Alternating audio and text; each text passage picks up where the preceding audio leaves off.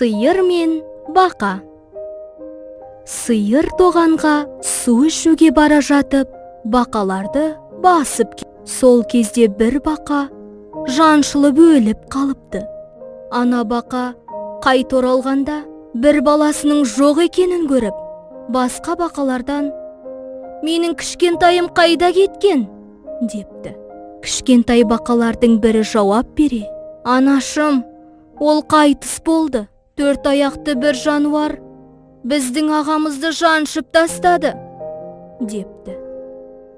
Ана бақа қарнын керіп үрлене, «Сол жануар маған ұқсай ма?»